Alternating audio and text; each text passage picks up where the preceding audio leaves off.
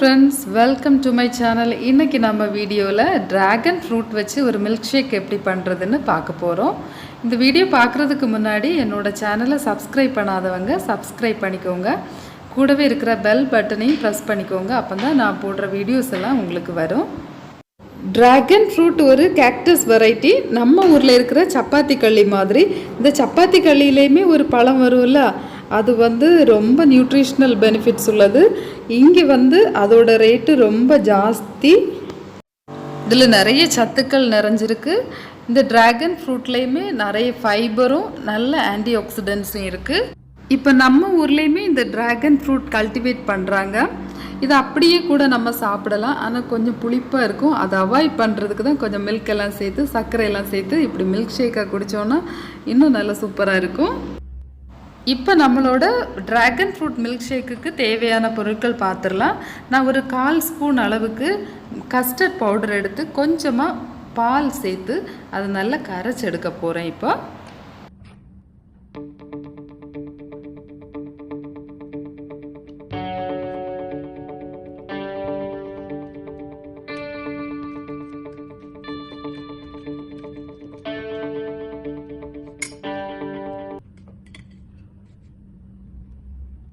ஒரு டம்ளர் தண்ணி சேர்க்காத பால் எடுத்துருக்கிறேன். ஒரு ட்ராகன் ஃப்ரூட் எடுத்துருக்கிறேன். கொஞ்சம் சாப்டு ஆல்மண்ட்ஸ் எடுத்துருக்கிறேன். கொஞ்சம் ட்ரை கிரேப்ஸ், 2 டேபிள் ஸ்பூன் நாட்டு சர்க்கரை. இவ்வளோ தான் நமக்கு தேவையான பொருட்கள். இப்போ இதை எப்படி பண்ணலான்னு பார்க்கலாம். ஃபஸ்ட்டு நம்ம பாலை ரெடி பண்ணணும். பால் பச்சை பாலை காய்ச்சிடணும். ஃபஸ்ட்டு பாலை பாத்திரத்தில் சேர்த்ததுக்கு அப்புறமா நம்ம கரைச்சி வச்சுருக்கிற இந்த கஸ்டர்ட் பவுடரையும் இதிலேயே சேர்த்துடலாம். சேர்த்து இனி நல்லா காய்ச்சி எடுத்துருவோம். பால் நல்லா கொதித்ததுக்கு அப்புறமா ஸ்டவ் ஆஃப் பண்ணிவிட்டு இதை நல்லா ஆற வைக்கணும். ஆற வச்சதுக்கு அப்புறமா இதை அப்படியே நீங்கள் ஃப்ரீசரில் மூடி வச்சுருங்க.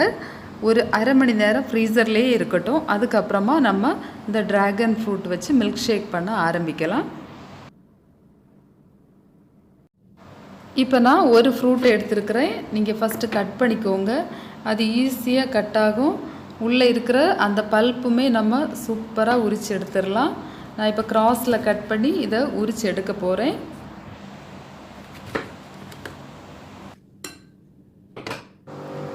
பாருங்கள் எவ்வளோ சூப்பராக உரிஞ்சு வருதுன்னு. இதை அடுத்து சின்ன சின்ன பீஸாட்டு கட் பண்ணி எடுத்துடணும்.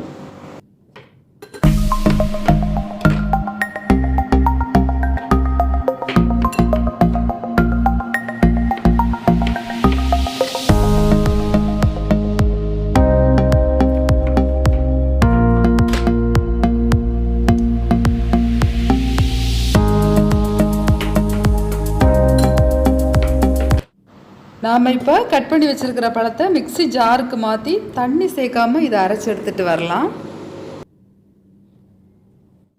இது கூடவே நம்ம எடுத்து வச்சுருக்கிற 2 டேபிள் ஸ்பூன் நாட்டு சர்க்கரையை இதில் சேர்த்துருங்க. நீங்கள் ஒயிட் சுகர் கூட இதில் ஆட் பண்ணலாம். நான் இதில் இப்போ நாட்டு சர்க்கரை சேர்க்க போகிறேன்.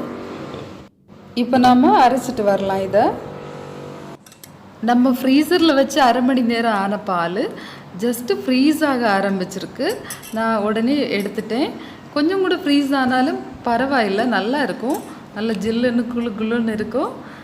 இப்போ நம்ம இதை நம்ம அரைச்சி வச்சுருக்கிற ஜூஸில் சேர்த்துடலாம்.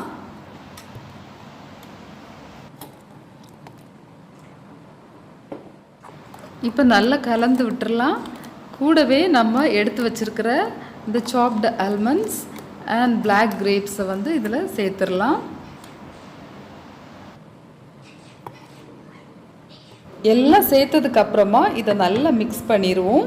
இதை திரும்ப நீங்கள் மிக்சியில் போட்டு அடிக்க தேவையில்லை. இதை இப்படியே சர்வ் பண்ணலாம்.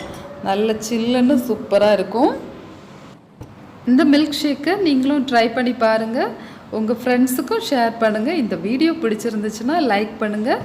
மறக்காமல் நம்ம சேனலுக்கு சப்ஸ்கிரைப் பண்ணுங்கள். மீண்டும் ஒரு நல்ல ரெசிபியோடு சந்திக்கலாம். அது வரைக்கும் பாய். தேங்க்ஸ் ஃபார் வாட்சிங்.